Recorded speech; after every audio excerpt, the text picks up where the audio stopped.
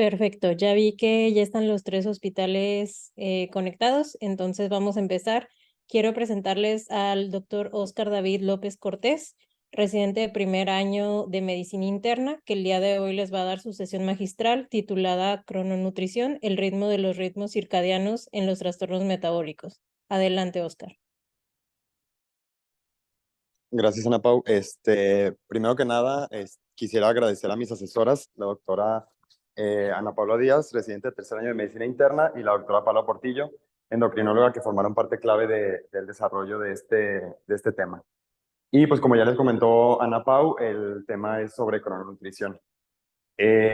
Vamos a revisar primero un poquito de cuáles son el orden del día de lo que vamos a revisar. Primero hay que hablar un poco, creo que en general la mayoría estamos familiarizados con qué es un ritmo circadiano, porque en las clases de fisiología lo estudiamos, pero esta presentación va a ir un poco más a profundidad, entonces vamos a hablar de algunas definiciones para estar todos en el mismo canal y que se pueda entender más fácil el desarrollo de la presentación. Como segunda parte vamos a hablar sobre los componentes del reloj molecular para entender cuál es su rol en la tercera parte en las vías metabólicas y después entender cómo la alteración de este reloj molecular va a asociarse con trastornos metabólicos. Y posteriormente vamos a hablar de las intervenciones crononutricionales y su efectividad, que son intervenciones que van a tratar de acoplar los ritmos circadianos con algunas otras intervenciones como dieta y ejercicio para ver cómo tienen mejoría en los trastornos metabólicos, y posteriormente vamos a ver las conclusiones y las referencias al final. Primero, como definición, primero hay que definir qué es un ritmo circadiano. Un ritmo circadiano va a ser aquellos cambios físicos, mentales y el comportamiento que se desarrollan en un periodo que aproximadamente dura 24 horas. En general, este ciclo puede durar de 22 a 28 horas, es más o menos lo que se espera. Y pues por la etimología, circa, cercano, diano, día, y es más o menos la duración de un día. En general, todo esto tiene que ver con las adaptaciones geofísicas que hemos sufrido los seres vivos que habitamos en la Tierra, dependiendo de la exposición a la luz o a la oscuridad secundaria a los movimientos rotacionales de la Tierra. Estos ritmos van a tener influencia en todos los seres vivos, desde microorganismos unicelulares, bacterias, hasta plantas, y pues los humanos y los animales más que nadie. La segunda definición es, hay que hablar de cronobiología, que como tal va a ser únicamente el estudio de los ritmos circadianos. Entonces, los ritmos circadianos se van a estudiar por los cronobiólogos, que pues van a examinar principalmente los efectos de las variaciones que hay de ciertos comportamientos, actividades o vías metabólicas en ciertos periodos del tiempo, dependiendo de ciertas exposiciones. Los cronotipos también es otra definición importante. Estas van a ser las variantes que adoptan los ritmos circadianos en diferentes individuos por predisposición natural. En general es bien conocido por todos que hay personas que por la mañana son muy productivas y pueden levantarse temprano, y otros que les cuesta demasiado y hasta por la noche pueden quedarse muy tarde trabajando, pero hay otras personas que no lo pueden hacer así. Y en general estos dos cronotipos, que es el cronotipo matutino y el vespertino, van a ser más que nada un continuo. O sea, no es que alguien esté todo el tiempo de su vida como matutino o alguien como vespertino todo el tiempo, sino que más bien hay periodos en los que fluctuamos en uno a otro, dependiendo de las actividades que sigamos y también dependiendo mucho de las interacciones sociales que tengamos, porque ese va a ser otro de los principales reguladores de los ritmos circadianos en los humanos. En general, existen estos dos extremos, el matutino y el vespertino, pero hay predominantemente matutino, predominantemente vespertino o el intermedio. Esto se puede evaluar por una escala que se llama Morningness, Eveningness Questionnaire Scale, que fue validada en 1976, que si les interesa saber un poco más de su cronotipo, pueden escanear el código QR que está ahí, y es un cuestionario en línea que pueden llenar, me parece que 19 ítems, y con eso van a evaluar qué tipo de cronotipo tienen en ese momento de que realizan la encuesta, porque como les comento, es un continuo que puede ir variando a lo largo del tiempo. Y esta escala se validó en 1976, pero hay una actualización del 2019 que es la que está en ese código QR. La crononutrición como tal van a ser todos el estudio de la relación entre los patrones temporales de alimentación, los ritmos circadianos y la salud metabólica. Entonces, todo lo que intervenga entre el ritmo circadiano, la forma en la que nos alimentamos y los trastornos que generan esta interacción de estos dos, va a ser la crononutrición. En general se enfoca en la creación de regímenes alimentarios que se sincronicen con los ritmos biológicos y que permitan que lo que hemos venido haciendo evolutivamente por miles de años, pues esté sincronizado.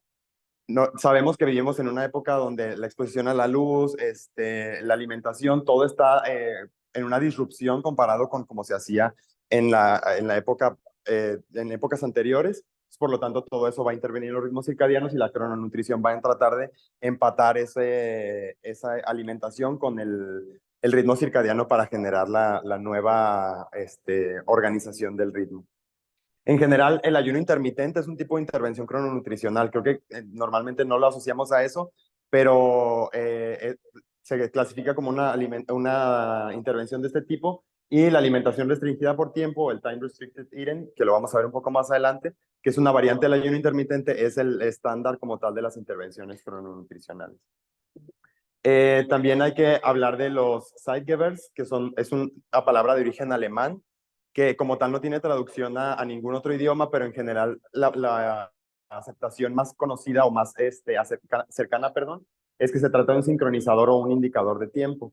Estos Zeitgebers van a ser todos los reguladores que van a intervenir en la función normal de un ritmo del reloj biológico.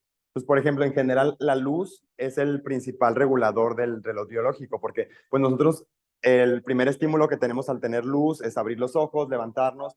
Lo primero que nos da en la mañana es hambre, queremos movernos. Entonces, ese es el principal regulador de todo el reloj metabólico y ese va a ser el de primer orden.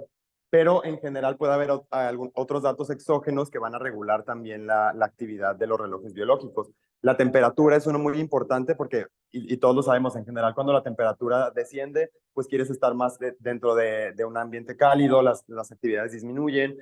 Y también, por ejemplo, con la alimentación, va a ser otro regulador. La alimentación va a desencadenar una cascada de señalización metabólica que a su vez va a generar que pues, los alimentos que se están obteniendo en ese momento, los macronutrientes, se absorban y se almacenen para el momento en el que estemos en ayuno se puedan utilizar. Entonces, toda esta evolución es lo normal. Y pues hay otros reguladores como las interacciones sociales. Si nosotros estamos en una fiesta desvelándonos más de lo normal, pues eso también va a ser un regulador para el ritmo biológico normal. Y la cronodisrupción como tal va a ser toda alteración del orden temporal interno de los ritmos circadianos comparado con el externo. Normalmente el más común es el ritmo sueño-vigilia. Por la exposición a pantallas, por la creación de la luz, no estamos expuestos a un periodo de exposición solar, de exposición a la luz solar, perdón, por un periodo en el que era antes. Ahora nos exponemos a un periodo más prolongado. Entonces eso ha alterado los ritmos biológicos y esa es la principal fuente de cronodisrupción. Sin embargo, va a haber otras alteraciones. También el comer a horas en las que el reloj metabólico no está diseñado para eso, también va a generar la cronodisrupción. El dormir en horas en las que no deberíamos de dormir y pues algunas otras más que vamos a ver un poquito más adelante. En general, como les comento, los reguladores externos van a ser principalmente la luz, los alimentos y la actividad física que van a regular el reloj central, que lo vamos a ver un poquito más adelante, y este a su vez va a regular los relojes periféricos de los tejidos, que a su vez, en el caso de que estuvieran sincronizados la alimentación, la luz y la actividad física, vamos a tener una respuesta cíclica de los genes del reloj molecular. En el caso de que, por ejemplo, empezáramos a comer en la noche, tuviéramos actividad física por la noche, en el caso de los que trabajan por guardias o nosotros que realizamos guardias muy prolongadas, pues los relojes periféricos se van a desincronizar del reloj central y por lo tanto aquí va a haber esta disrupción que va a generar alteraciones metabólicas a largo plazo. Ahora vamos a pasar a la segunda parte y a revisar los componentes del reloj molecular. Reloj molecular como tal va a ser un mecanismo adaptativo en respuesta al ambiente. Como humanos evolucionamos a que tenemos que estar en un ambiente en el que todo sea controlado y todo lo que se salga de ese control debemos de tenerlo predispuesto o tener una respuesta que va a estar ya dada para ese estímulo. Si, por ejemplo, estamos en un ambiente que todo el tiempo funciona con un ciclo de luz de 8 horas y luego de oscuridad de más horas, pues el cuerpo humano se va a adaptar a que 8 horas va a durar el ciclo de luz y la oscuridad va a durar un periodo prolongado de más de este tiempo. Entonces, esa respuesta a estímulos de luz y oscuridad a largo plazo va a generar una respuesta anticipatoria en la que a cierta hora del día vamos a esperar que suceda el inicio de la luz, o en el caso, por ejemplo, de la alimentación, vamos a esperar que a cierta hora del día se ingieran los alimentos. Y es la razón por la que si empezamos a comer a una misma hora todos los días, a la misma hora nos va a dar exactamente hambre cuando empiecen estos mecanismos adaptativos. O si tomamos una siesta por una semana seguida a las 5 de la tarde, el lunes de la siguiente semana a las 5 de la tarde vas a empezar a tener sueño, porque es una respuesta adaptativa anticipatoria al comportamiento que estabas teniendo. Esto se observó en plantas inicialmente, porque a plantas que se expusieron al ciclo normal de luz y oscuridad, y posteriormente se expusieron a un ciclo completo de oscuridad, se veía que la respuesta normal a la luz es que las plantas abran las hojas para obtener más luz y poder generar fotosíntesis. Y en el momento de oscuridad, pues esa energía que se gastaba en abrir las hojas se guardaba y las plantas tenían las hojas un poco más caídas. Y si las plantas se exponían a un periodo prolongado de oscuridad, lo que sucedía es que en los periodos en los que normalmente debería de haber luz, las plantas anticipatoriamente empezaban a abrir las hojas para captar más luz, aunque no hubiera luz. Entonces es una respuesta anticipatoria que se genera de forma cíclica a pesar del estímulo externo. Este estudio de los ritmos circadianos llevó a que en 2017 estos 3 sujetos que están aquí, son 3 biólogos, ganan el Premio Nobel de Fisiología. Y por lo tanto se podrán dar cuenta que es un descubrimiento muy reciente y que todo lo que vamos a ver son basado en investigaciones que se han desarrollado probablemente en los últimos 10 años. Y pues como les comento, todos los organismos que vivimos sobre la Tierra y que somos sensibles a la luz, pues vamos a tener una respuesta con este ritmo circadiano, y que va a ser de forma así.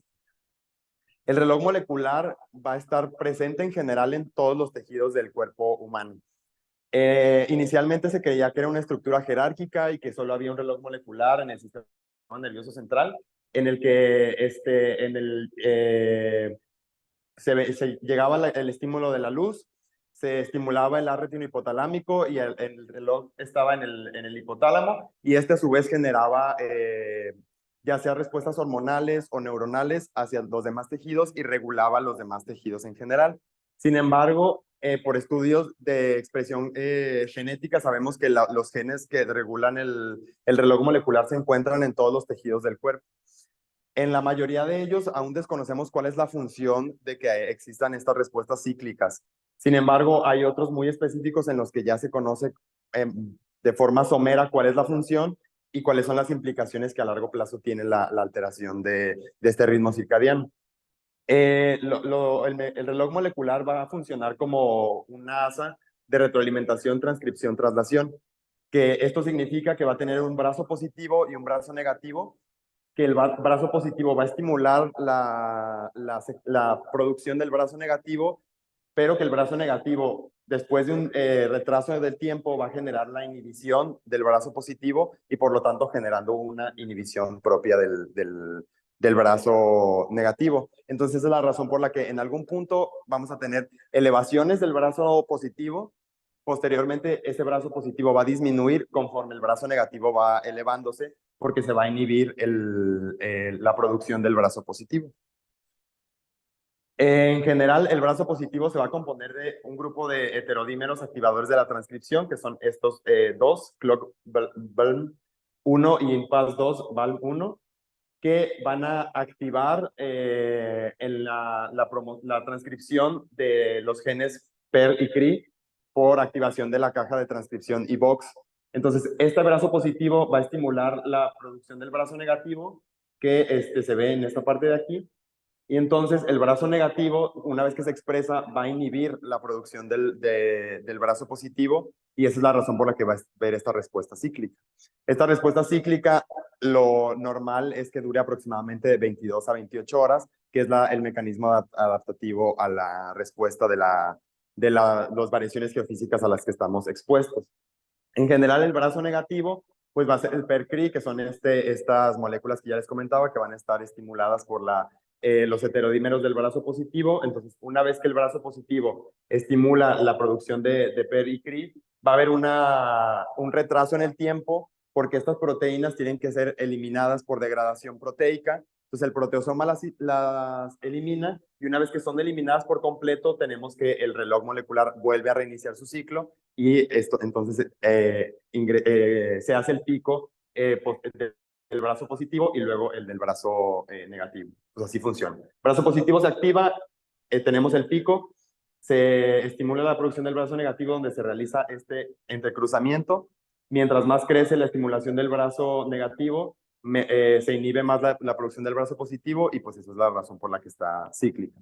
Normalmente la sincronización del sistema nervioso central está dada igual que en los tejidos periféricos. Esperamos que a la hora en la que nos levantemos existe la estimulación de la luz, empieza la estimulación, nos empezamos a mover y entonces tenemos hambre. Por eso todo sucede de forma cíclica y en general de forma sincronizada. El reloj molecular va a funcionar de forma independiente, no importa el estímulo, como ya les comentaba. Entonces vamos a tener un oscilador que funciona de forma independiente y va a haber estímulos externos que van a generar que haya modificaciones en ese oscilador. Y luego va a haber una respuesta esperada. Por ejemplo, si yo recibo la luz en la mañana, entonces mi reloj va a activar el brazo positivo, existe el pico de cortisol y entonces esa va a ser la respuesta esperada, el pico de cortisol. Entonces el pico de cortisol después puede estimular a otros órganos que tengan respuesta al cortisol y por lo tanto pues ya se realiza la sincronización con los tejidos periféricos. La respuesta de los reguladores va a ser específica por tejido. Eso es algo que es muy reciente lo que se conoce. El ciclo luz-oscuridad va en general a sincronizar el sistema nervioso central, pero el ciclo de alimentación y ayuno va a generar la sincronización de todos los órganos que se encargan del metabolismo. Hígado, páncreas, tubo digestivo, músculo, tejido adiposo van a estar regulados principalmente por la alimentación más que por la luz y la oscuridad. Y el ciclo sueño-vigilia pues va a estar muy en relación con la luz y oscuridad y también a su vez va a regular el metabolismo a nivel de tejido adiposo, de músculo, debido a que estamos en un periodo interrelacionado en el que pues si existe una vigilia probablemente nos estemos alimentando y si estamos en un sueño probablemente estemos en ayuno.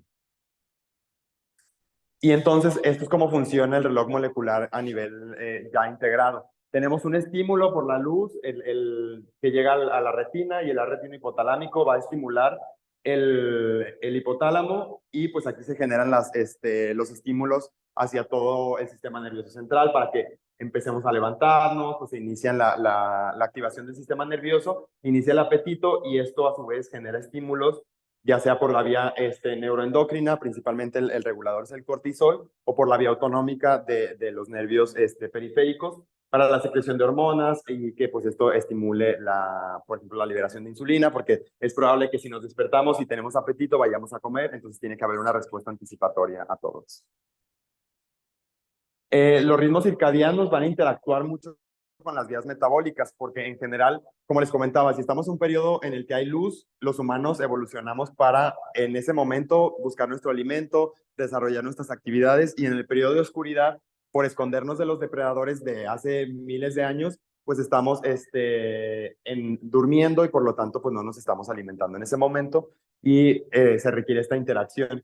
Entonces, la regulación del metabolismo de la glucosa va a ser lo que nos vamos a centrar en esta presentación, porque en general podríamos hablar por horas y horas de la regulación de otros órganos, tejido adiposo, músculo, hígado, pero por la importancia que tiene el metabolismo de la glucosa en el desarrollo de otros trastornos metabólicos, decidimos centrarnos en esa parte.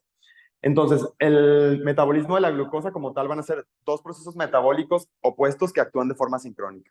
Entonces, vamos a tener el metabolismo anabólico, que es cuando estamos consumiendo energía y por lo tanto va a llegar macronutrientes, se van a absorber y tenemos la respuesta de la secreción de insulina para que la glucosa que está disponible en el torrente sanguíneo, como es mucha, se almacene y se guarde en tejido adiposo, en hígado, en músculo y que se almacene ahí para que cuando estemos en ayuno se pueda utilizar de forma fácil. Entonces, esa es la respuesta normal que esperaríamos cuando alguien está haciendo actividad y haciendo, alimentándose. Y en el caso en el que estemos en ayuno, pues se secreta el glucagón y las otras hormonas contrarreguladoras como el cortisol, que a su vez van a generar que el glucógeno que estaba almacenado se escinda en glucosa en el hígado, en el caso del hígado, por ejemplo, y en el tejido adiposo, que los triglicéridos almacenados se rompan en ácidos grasos libres y se liberen al tejido, a la sangre, perdón, y eso eleve los niveles circulantes y por lo tanto se puedan utilizar por otros tejidos. Eso es lo que esperaríamos normal. Y pues esto va a ser una regulación completa de hormonas, activación de enzimas y la transcripción de receptores. Y en general este va a ser un reloj circadiano independiente del sistema nervioso central, como ya les comentaba.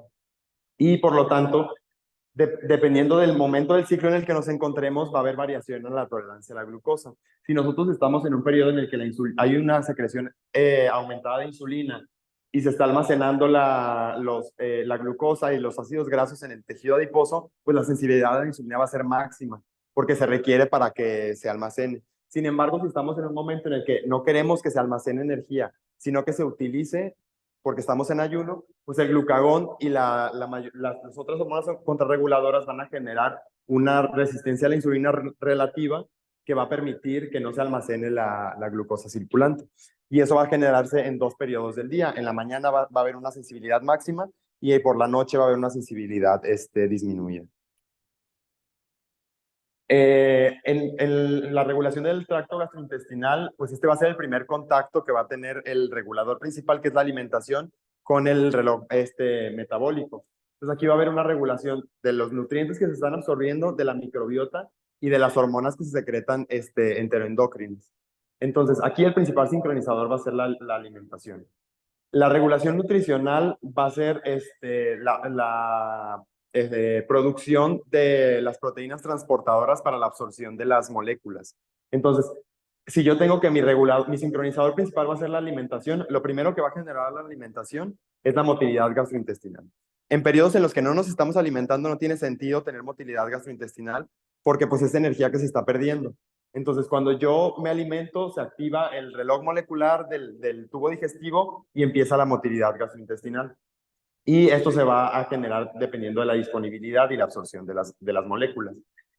En la expresión de las disacaridases, que son las enzimas que se encargan de escindir los disacáridos a monosacáridos para la absorción por principalmente el GLUT5 y los SGLT1 a nivel del tracto gastrointestinal, va a presentarse también de forma cíclica. Entonces, en los momentos en los que haya alimentación, se van a estimular la producción de estas disacaridasas y en los momentos en los que no haya alimentación, pues tampoco tiene sentido producirlas porque no van a estarse utilizando. Entonces, el reloj molecular, dependiendo de la estimulación de la luz y de la alimentación, va a controlar la expresión de esas enzimas. Y también va a haber variación en la expresión de los receptores. Los receptores principales, como ya les comentaba, son el GLUT5 y el SGLT1, que van a estar, su producción va a estar regulada por el brazo positivo del reloj molecular. Entonces, cuando iniciamos nuestras actividades, tenemos la estimulación de la luz, nos alimentamos, entonces tiene sentido producir las proteínas que van a absorber los macronutrientes porque pues es el momento en el que hay disponibilidad y en el momento en el que no hay disponibilidad pues no hay por qué gastar energía para absorber esos macronutrientes. Y como les comento, pues esto va a estar regulado por el reloj molecular. Se sabe que los modelos de cronodisrupción, por ejemplo, en modelos animales en los que se hace un knockout del gen, la expresión de estos transportadores es continua. Entonces, todo el tiempo hay una expresión de los receptores y todo el tiempo hay una absorción de los alimentos, no importa la hora del día que sea. Entonces, los los modelos animales de laboratorio que tienen bloqueo genético del brazo positivo, tienen tendencia a sobrepeso y a generar trastornos del metabolismo de la glucosa porque la absorción de los macronutrientes está alterada. Y es un poco lo que vamos a ver un poquito más adelante, que estos modelos de cronodisrupción se parecen mucho a lo que sucede cuando nosotros nos exponemos a la cronodisrupción por la luz, por la alimentación y por las siestas incluso. La variación de la secreción de las hormonas enteroendocrinas va a ser otro regulador importante del tubo digestivo. La cascada de incretinas para la secreción de insulina es muy importante. Entonces, cuando existe el estímulo de la alimentación pasando por el tubo digestivo, se secretan las incretinas que van a estimular GLP-1 para que se genere la secreción de insulina.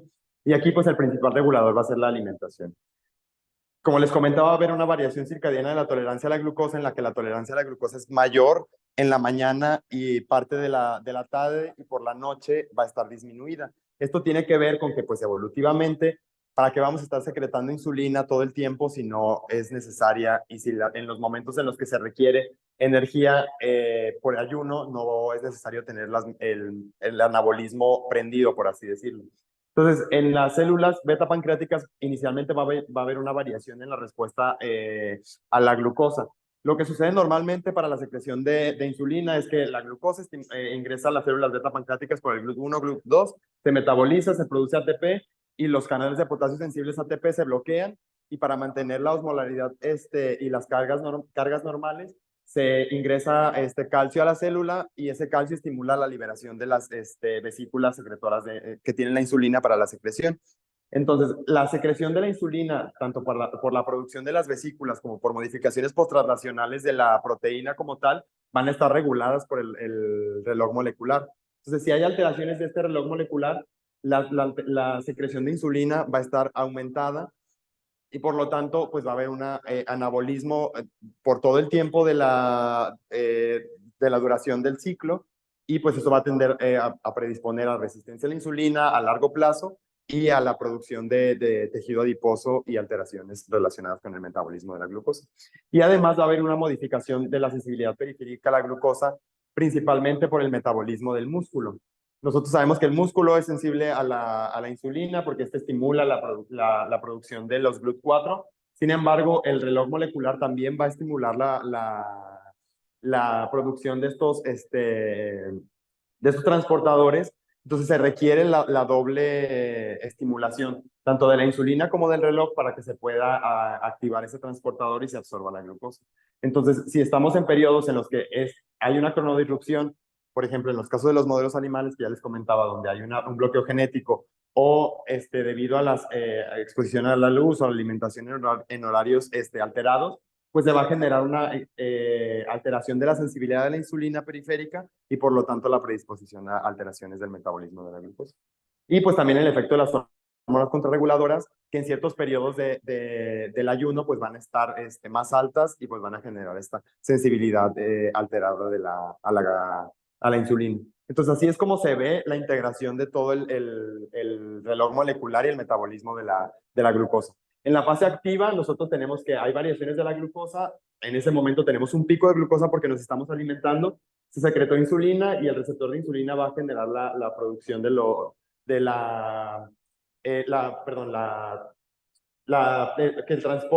los transportadores, perdón, se expresen en la membrana plasmática. Y eso va a generar que haya una transposición de la glucosa extracelular a intracelular, y el reloj molecular va a controlar la glucógeno-sintasa. Entonces, cuando estamos en periodos activos y tenemos alimentación, queremos almacenar la energía. Entonces, la glucógeno-sintasa se estimula y se produce el glucógeno. Y eso es en la parte activa lo que sucede, en el caso del hígado. Y en el caso en el que estuviéramos en ayuno, o en la fase en la que no estamos teniendo actividad, pues las hormonas contrarreguladoras, como el glucagón o los glucocorticoides, van a estimular, en este caso, la gluconeogénesis y la glucogenólisis, para que se produzca glucosa, y esta glucosa viaje al torrente sanguíneo y pueda ser utilizada por los tejidos que no la pueden almacenar, específicamente cerebro, el corazón, el tracto digestivo, todos los demás órganos que no pueden almacenar energía, como que no son, por ejemplo, el hígado, músculo y tejido adiposo.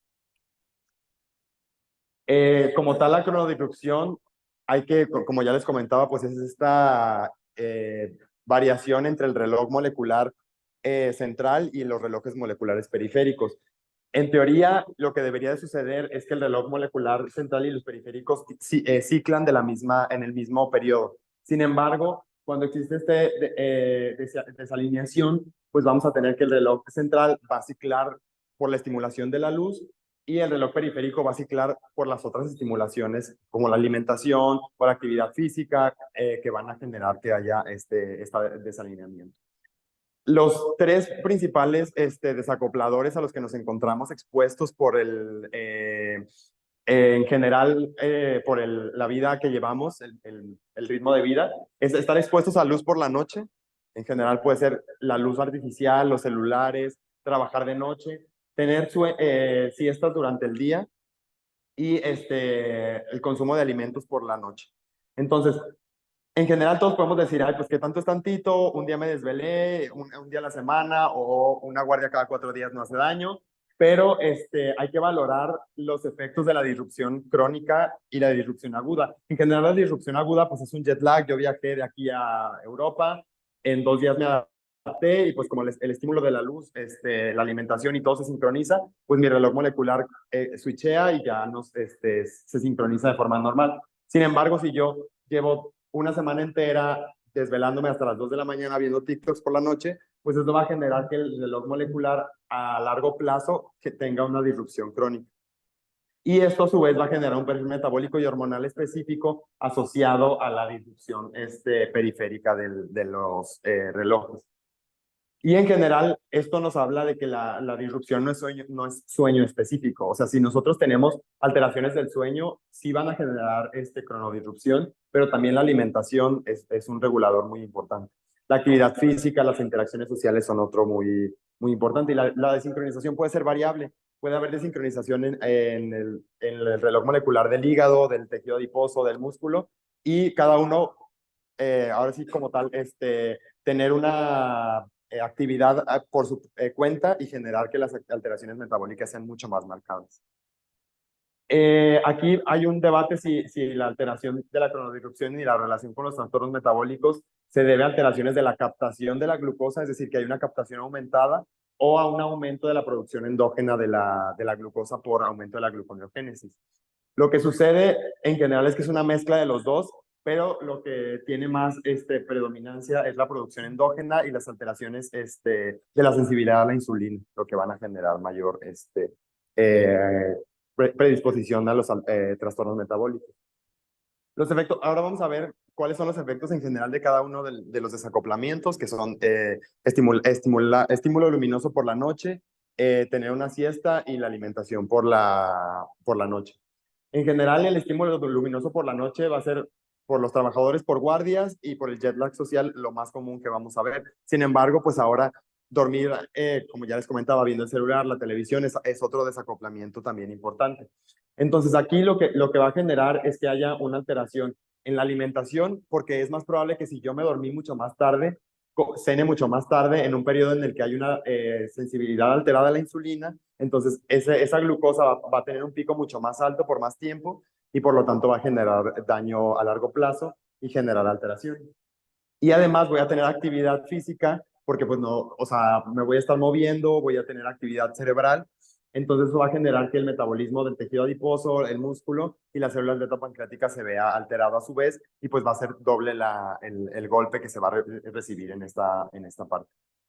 Y pues como tal, existe amplia evidencia de que los trabajadores por guardias tienen mayor riesgo de desarrollar diabetes mellitus, obesidad, hipertensión e incluso ciertos tipos de cáncer. Entonces, desde aquí viene el origen de estas alteraciones. La pregunta de siempre es, bueno, ¿este daño es permanente o ocasional? Si yo hice guardias 4 años de mi vida, ¿este daño se queda para siempre o se queda un ratito, el tiempo que hice guardias y después se acopla normal? La respuesta es, no lo sabemos del todo, pero la mayoría de lo que se sabe es que este cambio es permanente, porque hay modificaciones epigenómicas del gen de los genes del reloj molecular que a largo plazo generan que haya esta variación de la disrupción.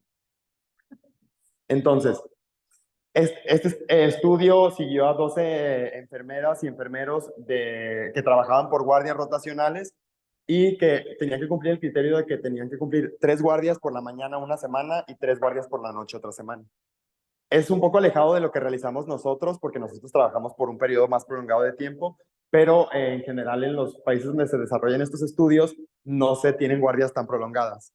Entonces, la evaluación se hizo después de 2 días seguidos de guardia nocturna o 2 días seguidos de guardia matutina para evaluar si las alteraciones de la glucosa se desarrollaban únicamente en el momento de la guardia o eran a largo plazo.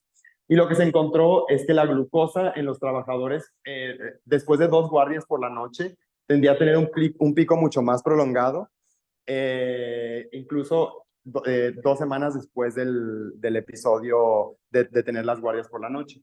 Y la comparación cruzada, pues si se dan cuenta, el pico fue un poquito más bajo y no duró tanto ese pico de glucosa. Y esto se debe a alteraciones de la insulina. En los individuos, perdón, que trabajaron en guardias matutinas, el pico de insulina fue mucho más alto y más corto, como se puede ver aquí, y por lo tanto, pues eso generó que la sensibilidad de insulina fuera mejor.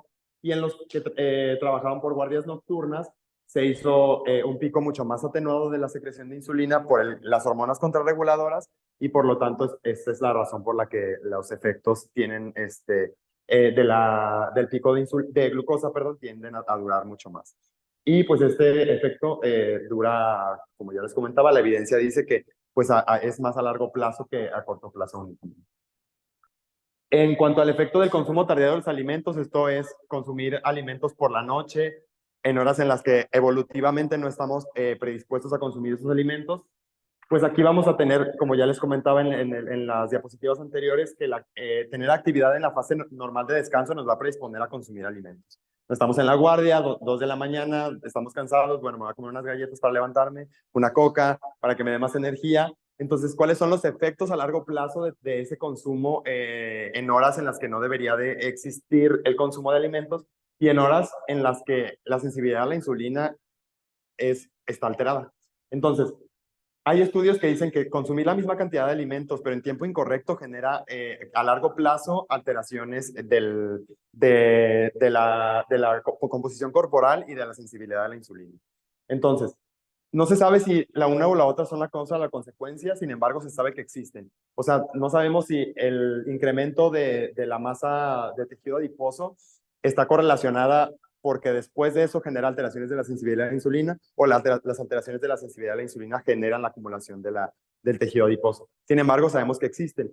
En el caso de los modelos animales, tenemos que tomar en cuenta que los modelos murinos que se utilizan en el laboratorio son modelos que tienen actividad física durante la noche, porque evolutivamente ellos se desarrollaron para que salir por la noche cuando es menos probable que los depredadores los vean. Entonces, van a tener una respuesta un poco invertida a la que tenemos normalmente nosotros. Ellos por la noche si no se alimentan y por el día, cuando es la fase luminosa, están en descanso y no se alimentan. Entonces, aquellos animales de laboratorio que se alimentaron durante la noche, si se fijan, el peso corporal se creció un poco, pero se mantuvo estable a las 6 semanas. Sin embargo, los que se alimentaban durante el día, que es la hora en la que los animales de laboratorio no deberían de estar alimentados, tuvieron un incremento más pronunciado y a largo plazo variaron significativamente de la composición corporal comparado con sus pares que se alimentaron a horas en las que sí es lo normal.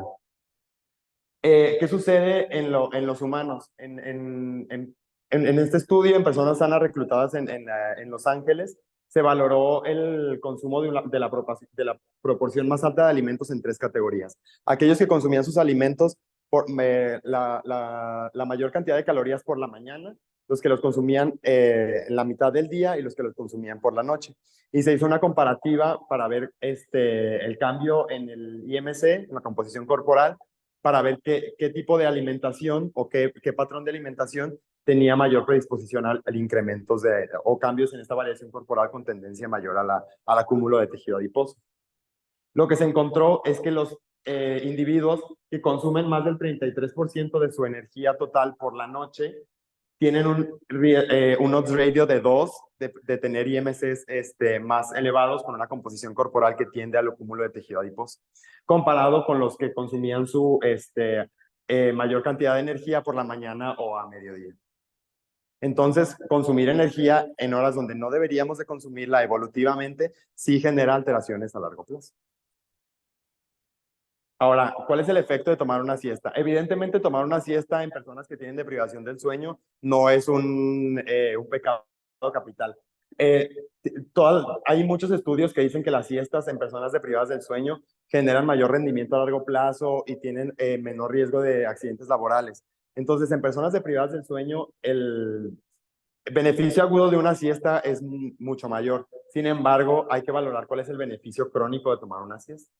Cuando nosotros tomamos una siesta habitual de más de 1 hora por al menos una semana, existe mayor riesgo de tener características de síndrome metabólico y los componentes. O sea, de tener IMCs más altos, de tener LDL más altos, HDL más bajo, alteraciones de la sensibilidad a la insulina y de las variaciones de la presión arterial. Y en general, el efecto de la siesta es un factor muy cultural. Hay sociedades en las que tomar una siesta no es lo bien visto después de alimentarse. Sin embargo, hay otras como la zona mediterránea, en España, en Italia, donde es muy común que posterior a la alimentación se tome una siesta. Entonces, eso, y hay estudios que dicen que eso es algo heredado que nosotros tenemos de la conquista española, tomar una siesta después de la alimentación. Entonces, ¿cuál es el efecto de estas siestas a largo plazo en la composición corporal? Bueno, en un estudio de 3.275 individuos que se realizó en Murcia, en España, que se incluyó individuos que vivían con obesidad pero sin ninguna otra comorbilidad, y se evaluó a aquellos que tenían una siesta prolongada, en este caso de más de 30 minutos, comparados con una siesta corta o no tener siesta durante el día. Y lo que se evaluó aquí fue la duración de la siesta, el cronotipo y los parámetros antropometabólicos. Lo que se encontró es que los realizaban cualquier tipo de siesta, ya sea corta o prolongada, posterior a la siesta, el 42% presentaba una hambre posterior a esa siesta. Y el 60% tenía hambre por alimentos densamente calóricos, principalmente altos en azúcares. Entonces, el efecto aquí de la siesta, tanto por la disrupción como por el consumo de alimentos posterior a la siesta, por el pico de cortisol que existe, por la estimulación a la luz posterior a estar en un periodo prolongado de oscuridad, pues genera que la alimentación sea mayor y eso genera alteraciones del metabolismo de la glucosa. Se encontró que quienes tenían un mayor tiempo de siesta, o sea, una siesta prolongada de más de 30 minutos, tenían variaciones de la composición corporal con tendencia a mayor acúmulo de tejido adiposo. Y una siesta larga en general se asoció con el cronotipo vespertino. O sea, quienes dormían una siesta por la tarde, o sea, en cualquier periodo del día, tendían a irse a dormir más tarde por la noche y por lo tanto, el cronotipo vespertino que genera, tú consumes más alimentos más noche y eso a su vez genera que estés consumiendo alimentos donde en el momento en el que la sensibilidad a la insulina no es la adecuada. Bueno, ahora sí, no queda de otra más que tirarnos a llorar y ya vamos a vivir trabajando por guardias al menos 4 años de nuestra vida. Pues no, aquí es donde las intervenciones crononutricionales entran para tratar de regular estas alteraciones del ritmo circadiano y generar que haya una sincronización. Vamos a ver tres, porque evidentemente el tiempo no alcanza para verlas todas. La primera va a ser la alimentación restringida por tiempo, después vamos a hablar sobre la sincronización del ritmo circadiano con los macronutrientes en la alimentación y después de la hora del día en el que es mejor realizar actividad física para la quema de energía. Primero, la alimentación restringida por tiempo es una variante del ayuno intermitente, como ya les comentaba. El ayuno intermitente, como tal, se basa en tener un periodo de alimentación y luego un periodo de ayuno. En general, hay muchas variantes, puede ser un día de ayuno, un día de alimentación seguidos. Lo más común es que sea 5 días de alimentación, 2 días de ayuno y luego 5 días de alimentación, 2 días de ayuno. Sin embargo, la alimentación restringida por tiempo es esta versión, pero acortada. En un día vamos a tener un periodo de alimentación corto, que normalmente suele durar 8 horas, y un ciclo de ayuno largo de 16 horas. Puede haber otras variaciones de 10-14 o 12-12, pero en general el que ha demostrado tener mayor eficacia es este ciclo de 16-8. En general, la alimentación restringida por tiempo no se asocia a tener una restricción calórica. O sea, no es lo común que las dos intervenciones vayan a la par. Porque lo que deberíamos estar haciendo es compensar la alimentación en esas horas en las que podemos alimentarnos y no porque sea malo consumir la misma cantidad de calorías que se consumiría en un día normal, sino porque las estamos consumiendo en un periodo donde la sensibilidad a la insulina es mejor y donde tenemos nuestras actividades diarias y donde vamos a generar que la quema de esa energía que se está absorbiendo sea mayor. Entonces, se puede hacer con restricción calórica, pero lo común es que no se realice. En los modelos animales lo que se ha encontrado es que hay un cambio de la composición corporal con una tendencia a disminuir el peso, a disminuir el colesterol, perdón, y a un incremento en la sensibilidad a la insulina. En humanos, lo más cercano que tenemos a estos estudios intervencionales pues son los metaanálisis. Hay una gran cantidad de estudios, incluso publicados en New England, en JAMA, en Lancet, que hablan sobre esta intervención nutricional. Y lo que se ha encontrado es que la variación corporal tiene una tendencia a disminuir la acumulación de grasa con una disminución del peso. En este metaanálisis de 16 estudios que incluyó aproximadamente 890 y pico pacientes. Además, se encontró que la glucosa en ayuno estaba disminuida en los pacientes que realizaban esta intervención crononutricional y el colesterol total en aquellos individuos que ya tenían un factor de riesgo, en este caso un IMC mayor a 25 y menor de 30, es decir, sobrepeso, pues tenía un mayor beneficio con disminución del colesterol total comparado con quienes tenían un IMC dentro de parámetros considerados como normales o los que se consideraban ya con sobrepeso. Y entonces, yendo un poco más allá de esta intervención, pues se puede dividir en la que está restringida temprana o tardía. La temprana va a ser aquella en la que la mayor cantidad de calorías se consume en las primeras horas de la ventana de alimentación, y la tardía va a ser la que las calorías se consumen más tarde en la ventana de alimentación, en esas 8 horas. Por ejemplo, en las primeras 4 horas consumir la mayor cantidad de alimentos o en las siguientes 4 horas. Lo que se encontró es que la temprana se asocia con una pérdida de peso mayor comparada con la tardía o comparado con los que solo realizaron la intervención de alimentación restringida por tiempo, sin importar si consumían sus alimentos más temprano o más tarde.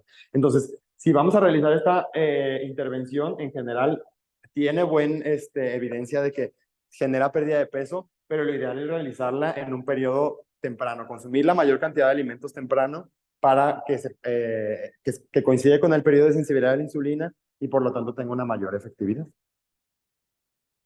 En este estudio se evaluó la factibilidad en bomberos del departamento de San Diego, en California, que ellos trabajan por 24 horas. Creo que es el estudio un poquito más cercano a lo que realizamos nosotros por guardias. Y en este estudio lo que se hizo fue evaluar a los pacientes con una intervención de alimentación restringida por tiempo, 14 horas de ayuno y 10 de alimentación, comparados con el estándar de tratamiento, que era la alimentación a libre demanda. Y se hicieron medidas de factores de riesgo cardiometabólicos. Cómo funcionó el estudio se hizo un screening de base las primeras 2 semanas. Se hicieron mediciones antropométricas y mediciones bioquímicas y se les pidió a los individuos que descargaran una aplicación que se llama My Circadian Cycle, en el que ellos iban registrando en qué momento del día consumían sus alimentos, cuánto dormían, qué actividad física realizaban, qué alimentos consumían, para tener una medición basal y posteriormente compararla con la intervención.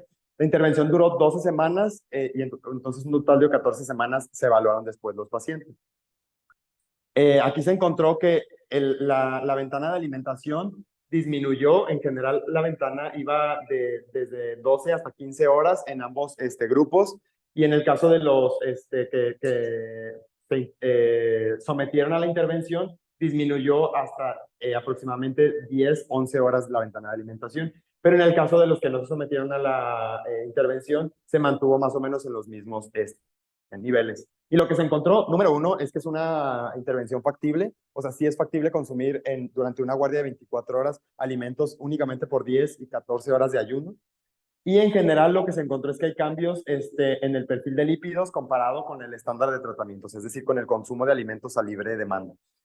En los que se comparó en la intervención en la base y después a las 12 semanas, se encontró que había cambios en la composición corporal con disminución al acúmulo de grasa, una disminución en la presión arterial diastólica y una disminución del VLDL. Y en quienes ya tenían un factor de riesgo para síndrome metabólico, se encontró que había mejoría tanto en la presión arterial diastólica como en la hemoglobina glucosilada. Entonces, no solo es una intervención factible para alinear el ciclo circadiano, sino que es una intervención que tiene evidencia que genera beneficio. Y la aplicación que utilizaron para el estudio es una aplicación que está disponible para descargarla en cualquiera de las aplicaciones, ya sea Android o Apple. Y es una aplicación que funciona exactamente igual. Tú tienes un periodo de prueba de base en la que tú le metes a la aplicación lo que vas consumiendo, a la hora en la que lo vas consumiendo, actividad física, horas de sueño. Y después, si es posible, puedes meter también tus variables antropométricas y el perfil bioquímico. Y después, a las 2 semanas, la aplicación hace una evaluación y te hace recomendaciones de lo que deberías de hacer para las metas a largo plazo que tú quieres lograr.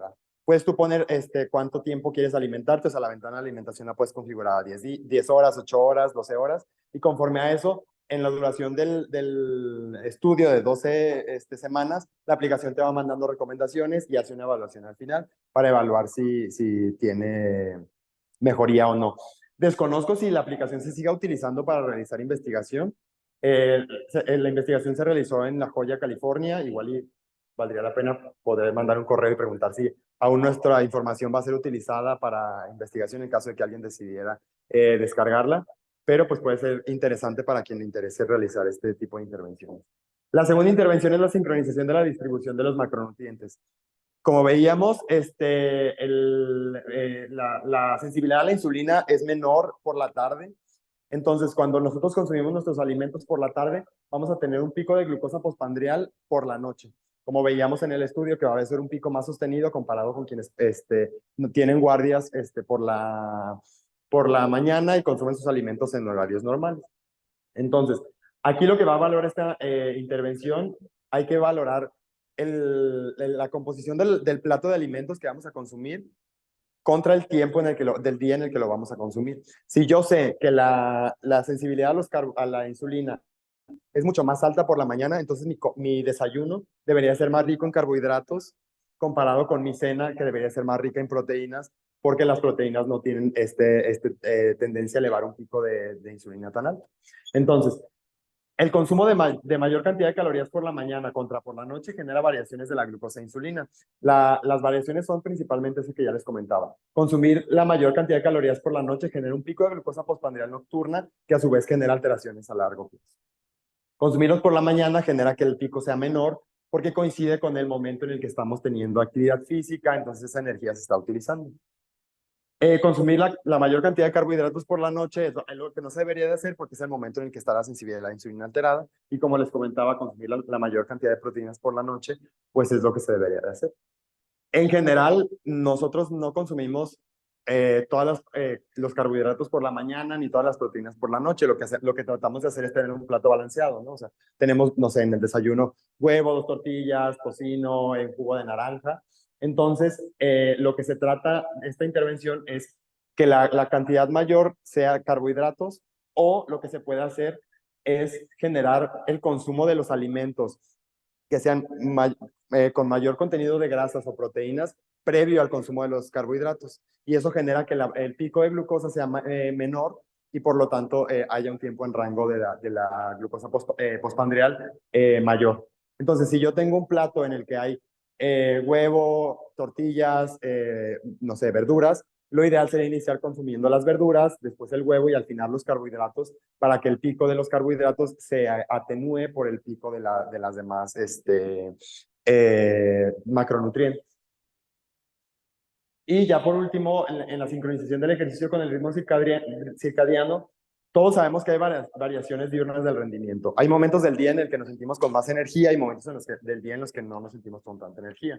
En general, estas variaciones del rendimiento tienen que ver con el cronotipo. Si yo soy un cronotipo matutino, evidentemente voy a tener más energía por la mañana que por la noche. Y si yo soy de cronotipo vespertino, voy a tener más energía por la noche que por la mañana. Entonces, lo ideal sería sincronizar el ejercicio con el cronotipo porque esto genera que haya una reducción del apetito, porque hay una disminución del pico post ejercicio de glucocorticoides y por lo tanto se genera que la necesidad del consumo de energía sea menor. Sin embargo, hay estudios que dicen que el ejercicio por la noche genera, posterior al ejercicio, el gusto por los alimentos dulces. Y no sé si a la mayoría le ha pasado, pero al menos es algo que a mí me pasa. O sea, cuando intento hacer ejercicio y lo hago por la noche, después es como de, ay, si voy a la tienda y me compro unas galletas, tomo ya ese ejercicio. O sea, como que me da esa necesidad de consumir energía por la noche, comparado si haces ejercicio por la mañana. Entonces, se hizo un estudio para valorar qué tanto variaba la pérdida de peso dependiendo de la hora en la que se realizaba el ejercicio y se encontró que aquellos individuos que realizan ejercicio por la mañana pierden una mayor cantidad de peso y tienen una mayor mantenimiento de esa pérdida, de esa variación de la composición corporal a largo plazo. Este estudio se siguió únicamente por 10 meses. Sin embargo, pues habría que ver si hay estudios más a largo plazo para ver si esa pérdida es sostenida. Y en los que realizaron, por ejemplo, esporádico, es decir, que a veces hacen ejercicio por la mañana y a veces por la noche, también encontraron una pérdida de peso sostenida mayor comparada con quienes lo hacían ejercicio por la tarde. Entonces, lo ideal aquí es que a pesar de que la sincronización con el cronotipo no sea la adecuada, es decir, si yo soy un cronotipo vespertino y me siento con más energía por la noche, lo ideal es que yo realice ejercicio físico por la mañana, porque es el momento en el que mayor variación de la composición corporal hacia la pérdida de peso va a existir. Y pues con eso sería la última diapositiva de la presentación, únicamente como conclusiones y puntos para llevar a casa. Hay que tener en cuenta que el ritmo circadiano tiene influencia en los patrones del comportamiento que determinan la salud cardiometabólica de los individuos. Todos los individuos que estamos sobre la Tierra estamos influenciados por estas variaciones geofísicas de la temperatura, de la rotación de la Tierra. Entonces, todo eso va a influir a final de cuentas en la salud cardiometabólica de todas las personas. Y el desacoplamiento de este ciclo circadiano se ha asociado con alteraciones metabólicas que predisponen a la obesidad, diabetes e incluso algunos tipos de cáncer. Hay otros estudios, como les comentaba, no todo de lo biológico que hay en los tejidos periféricos se conoce cuál es su actividad.